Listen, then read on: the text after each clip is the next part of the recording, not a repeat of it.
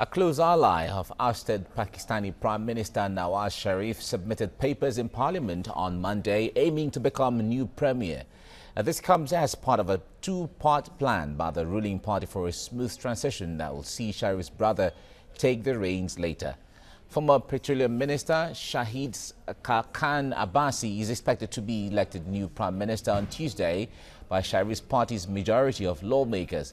Abbasi stressed he will continue Sharif's policies. His tenure is expected to last only about 2 months until Sharif's brother Shahbaz becomes eligible to be Prime Minister by winning a parliamentary by-election. Sharif's PMLN party holds a majority with 188 seats in the 342-member parliament, making it able to swiftly install its choice of premier, barring any defections from its own ranks. A global affairs analyst, Sam Phatey, joins us now to share his thoughts on this issue. Sam, it's good to have you join us right now. Now, tell us basically what is significant about the current transition process. Well, right now, what's happening when it comes to the current transition process is that we know that initially there have been certain tensions that have sparked from the 2006 takeover of the Gaza Strip. Now, the most important thing is the transitional process might seek to actually unify the entire region, where they can kind of tackle the Israel situation right now, because it's at the center stage. And ahead of elections tomorrow, what's going to happen? Anybody during this period, we have seen that a lot of politicians have been taking advantage, as a matter of fact, of the Alaska situation right now. So, but when the transition occurs, what's going to happen? They are not a coalition government, but it's more like they will try to unify everybody, especially when you have a different party taking a majority in the National Assembly. So that way they can fight a common front and win the war against Israel. And they are sort of doing that from this election because Israel have sort of lost the PR war. Now, how will they escalate that? And international-wise, in the diplomatic front, how do they seek to take the lead, especially at the United Nations, are key essential things here as part of their transition program. All right, for Nawaz Sharif, how likely is it that he still has some level of influence on the parliament to decide who emerges prime minister or not?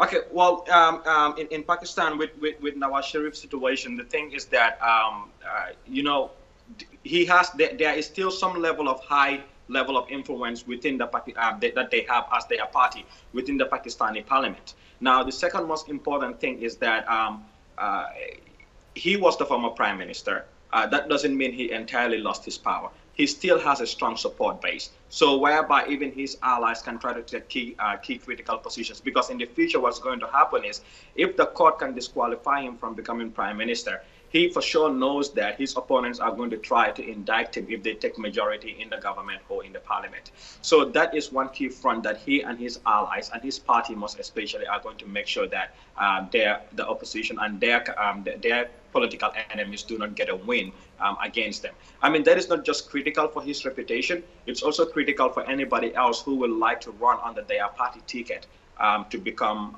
Prime Minister of Pakistan moving forward in the future. Now, what issues would determine the voting pattern amongst parliaments for the next prime minister? Well, what was that again? I'm saying that what are the issues that can determine the way parliamentarians are going to vote for whoever emerges prime minister? You know, when it comes to Pakistan, obviously, you know, they have their own traditional and, should I say, ethnic lines that also matter.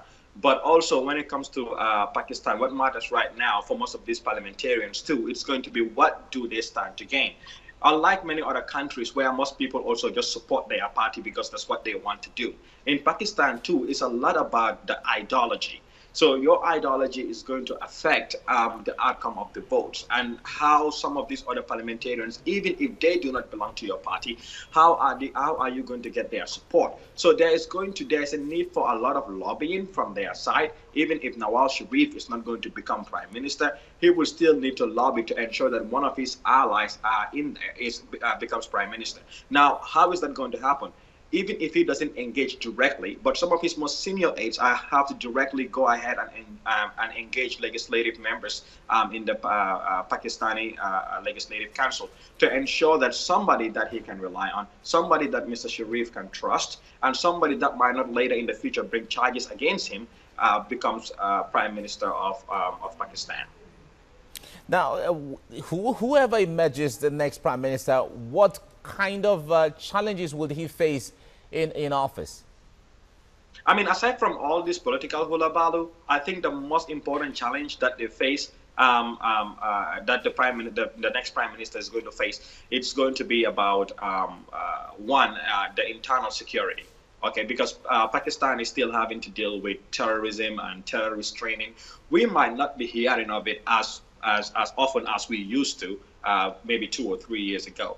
But these threats are there. These threats are real. So security is going to be one of their biggest focus. Pakistan has to assert its authority when it comes to like being a regional power. Of course, it's going to be difficult for them to match Iraq, or difficult for them to match Saudi Arabia. That's not what I'm saying. But again, they can be very, very influential. And one of the things that the next prime minister has to deal with is the continuing tension between the border regions in Pakistan and that of India. I mean, most people seemed to have forgotten about that. But that threat is still there. It still exists. The conflict is still there. Talks have to continue. And then whoever the next prime minister has to come back and reinitiate those talks, continue those talks, and make sure that once and for all, that conflict and that issue as well comes to an end. And eliminating poverty is very important too in Pakistan. Many parts and many people in that region, especially within its mountain region, like around Tora Bora, moving backwards. A lot of people are poor, and there is no doubt that is one of the reasons why terrorists find it so easy to tap recruits from that particular area. So they would have to also address that as well. So these are some of the few challenges: security and poverty alleviation, and finally putting the crisis that's happening between the border regions of Pakistan and the border regions of India to rest. Are key critical issues, apart from the local, the domestic political issues that they have against each other.